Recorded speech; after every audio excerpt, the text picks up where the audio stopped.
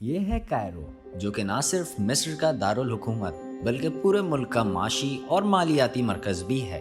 اگر ہم اس کے مشرق میں جائیں تو ہمیں سہارا ڈیزرٹ میں بنے چند ہائی وے کے سوا کچھ نظر نہیں آتا، لیکن 2015 سے لے کر یہاں بہت کچھ بدل چکا ہے۔ مصری گورنمنٹ نے یہاں ریگستان کے بیچ اس پورے علاقے کو نئی شکل دینے کا فیصلہ کیا ہے۔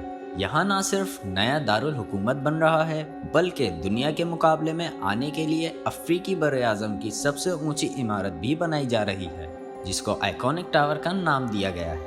حتیٰ کہ مصر نے اب دبئی کو بھی ٹکر دینے کی ٹھان لی ہے۔ 2030 سے پہلے ان کو ریت کے اس سمندر میں برج خلیفہ سے بھی اونچی عمارت کھڑی کر کے دکھانی ہے، پر اس کام کے لیے یہی بنجر جگہ کیوں چنی گئی، اور آخر اس جگہ کو کائرو کا متبادل کیوں بنایا جا رہا ہے؟ آئیے جانتے ہیں انڈیگو ٹی وی کی اس ویڈیو میں۔ پچھلے 12 سالوں سے دنیا کی سب سے اونچی عمارت کا سہرا برج خلیفہ کے پاس ہے، لیکن اس سے پہلے یہ سہرا پوری دنیا میں ادھر ادھر گھومتا رہا۔ 2004 سے 2010 تک یہ سہرا تائیوان کی تائپائی 101 کے پاس تھا۔ اس سے پہلے ملیشیا میں موجود پیٹرونس ٹاور کے پاس، اور پچھلے 100 سالوں میں یہی سہرا سب سے زیادہ وقت تک تقریباً 25 سالوں سے شکاگو میں موجود سیئرس ٹاورز کے پاس تھا۔ اور اگر اس سے بھی پہلے تاریخ میں دیکھا جائے تو دنیا کے سب سے اونچے ڈھانچے کا سہرا 4000 سالوں تک مصر کے پیرامڈز کے پاس رہا ہے، اور اب مصر اپنے نئے دارالحکومت کے ذریعے واپس یہ سہرا اپنے نام کرنے جا رہا ہے۔ اس نئے شہر کو فی الحال کوئی سرکاری نام تو نہیں دیا گیا ہے، لیکن اس کو نیو ایڈمنسٹریٹو کیپٹل یا پھر NAC کے نام سے پکارا جاتا ہے۔ کمپنیز کو نئے سرے سے پورے کے پورے شہر بنانے میں کوئی بڑی بات نہیں، اور کئی ممالک تو پہلے بھی اپنے دارالحکومت تبدیل کر چکے ہیں۔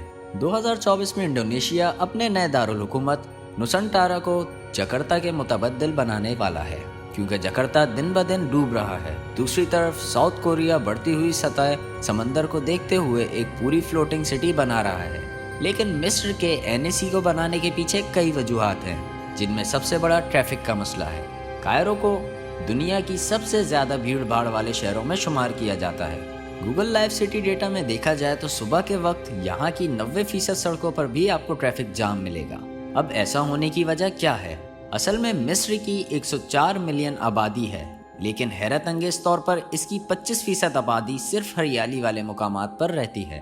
ظاہر ہے وہ اور جائیں بھی کہاں؟ دنیا کا دستور ہے کہ آبادی صرف وہیں ہوتی ہے جہاں پانی ہوتا ہے۔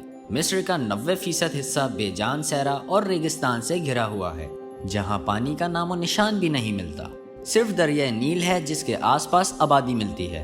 دریائے نیل ایتھیوپیا اور سوڈان سے ہوتا ہوا مصر میں داخل ہوتا ہے، اور پھر میڈیٹرینین سی میں گرنے سے پہلے مصر کے شمال میں آ کر مختلف نہروں میں تقسیم ہو جاتا ہے۔ یہی وجہ ہے کہ مصر کے شمال میں ہریالی اور آبادی سب سے زیادہ پائی جاتی ہے۔ صرف بڑھتی ہوئی آبادی اور ٹریفک جام ہی کائرو کا اصل مسئلہ نہیں ہے، بلکہ ایک اور بھی وجہ ہے جو مصر کو صحارا کے بیچ میں ایک نیا شہر بنانے پہ مجبور کر رہی ہے۔ دنیا بھر میں ہم نے دیکھا ہوگا کہ دارالحکومت میں سارے سرکاری دفاتر قریب ہوتے ہیں، چاہے وہ پارلیمنٹ ہو، منسٹری آفس ہو یا پھر پریزیڈینشل پیلس۔ مصر کے موجودہ دارالحکومت میں جتنے بھی سرکاری دفاتر ہیں جہاں سے پورے ملک کا نظام چلایا جاتا ہے، وہ پورے شہر میں موجود ہیں۔ اس کا نقصان یہ ہے کہ حکومت کو اس بھیڑ میں ایک دوسرے سے رابطہ کرنے میں مشکلات کا سامنا ہوتا ہے، اور سیکیورٹی وجوہات کی بنا پر مزید ٹریفک جام ہوتا ہے۔ نہ صرف اتنا بلکہ مصری پارلیمنٹ اور شورا اسمبلی بالکل تحریر اسکوائر سے لگی ہوئی ہیں۔ یہ بہت ہی زیادہ گھنی آبادی والا علاقہ ہے جہاں پر اتنے حساس دفاتر کا ہونا کسی بھی طرح سے ٹھیک نہیں ہے۔ کئی بار پولیس کو یہ پورا علاقہ بند کرنا پڑتا ہے، جو پہلے سے پورے شہر کو مزید مصیبت میں ڈال دیتا ہے۔ حکومت کے پاس اس مسئلے کا حل نکالنے کے لیے نئے شہر کو بنانے کے سوا اور کوئی حل نہیں بچا تھا۔ ان کا کہنا تھا کہ نیا شہر بنانے سے کائرو، جو کہ دارالحکومت ہے، وہاں سے کام کا دباؤ کم ہو جائے گا۔ NAC کی کنسٹرکشن پر نظر دوڑائی جائے تو 7 سالوں کی کنسٹرکشن کے بعد اس کا پہلا فیز مکمل ہونے کو ہے۔ یہاں پر ایک پوری حکومتی ڈسٹرکٹ بنائی گئی ہے جہاں پر صرف حکومتی دفاتر موجود ہوں گے۔ کائرو سے پرانے دفاتر پوری طرح سے یہاں منتقل ہو جائیں گے۔ اس کے ساتھ ساتھ یہاں پر بہت ہی عالیشان پریزیڈینشیل پیلس بھی بنایا جا رہا ہے۔ حکومتی ڈسٹرکٹ کے علاوہ یہاں الٹرا لگژری ریزیڈینشیل زون بھی اس دارالحکومت کا حصہ ہوں گے۔ 90,000 نشستوں پر مشتمل اسٹیڈیم، 40,000 کمروں پر مشتمل ہوٹل اور ایک تھیم پارک بھی بنایا جا رہا ہے جو ڈزنی لینڈ سے 4 گنا زیادہ بڑا ہوگا۔